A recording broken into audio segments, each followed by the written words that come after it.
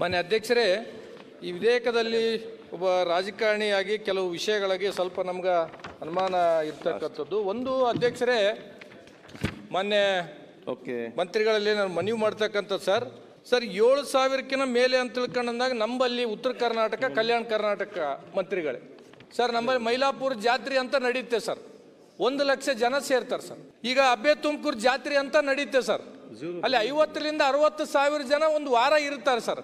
ಈಗ ಇದು ಏನಾಗುತ್ತೆ ಸರ್ ಅಂತಂದ್ರೆ, ಈಗ ನೀವು ಕೊಡ್ತಕ್ಕಂಥ ಕಾಯ್ದೆ ಏನಪ್ಪ ಅಂತಂದ್ರೆ ಆ ಬ್ರಿಟಿಷರು ಆಳ್ವಕ್ಕೆ ಹೋಗಿ ಪೊಲೀಸ್ ಎಂಬ ಬ್ರಿಟಿಷರ್ನ ನಮ್ಮ ಮೇಲೆ ಏನಪ್ಪಂದ್ರೆ ಏರ್ತಕ್ಕಂಥ ಕೆಲಸ ಆಗುತ್ತೆ ಮಂತ್ರಿಗಳೇ.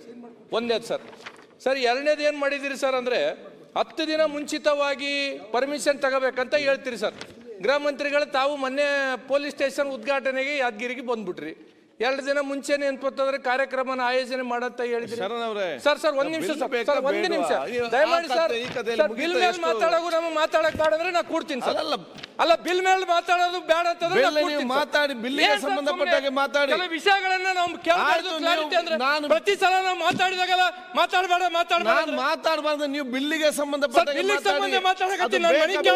ಹಿಂದಿನ ಸ್ಟೋರಿಯನ್ನು ಹೇಳಿಕೊಂಡು ಬಂದ್ರೆ ಎಷ್ಟು ನನಗೆ ಮಾತಾಡ್ಲಿ ಆಗ್ತದೆ ಬಿಲ್ಲಲ್ಲಿ. ಪ್ರತಿ ಸಲ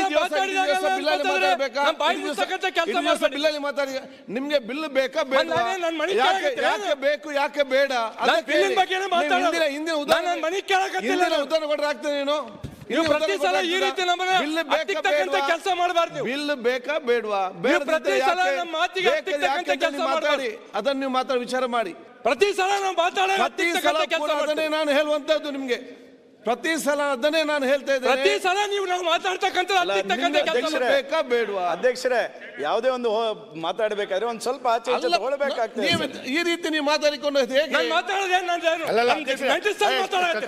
ನಾನು ಹೇಳ್ದು ಕೇಳಿ. ನಾನು ಹೇಳುವಂತದ್ದು ಬಿಲ್ ಏನ್ ಸಮಸ್ಯೆ ಇದೆ. ಅವರು ಬೆಲ್ಗಾಂ ಬಗ್ಗೆ ಮಾತಾಡ್ತಾರೆ, ಇನ್ನೊಂದು ಬಗ್ಗೆ ಮಾತಾಡ್ತಾರೆ. ಗೊತ್ತಿದೆ, ನಾನು ಹೇಳ್ದು ಕೇಳಿ. ನಾ ಹೇಳ್ದು ಕೇಳಿ. ನೀವು ಬಿಲ್ಲಿಗೆ ಸಂಬಂಧಪಟ್ಟ ಹೋಗಿ ಅದು ಹೇಳ್ತೇನೆ ನಾನು.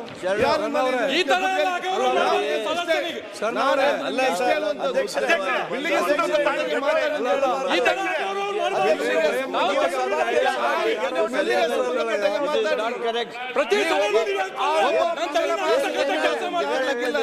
ಸಂಬಂಧಪಟ್ಟಾಗೆ ಮಾತಾಡಿ.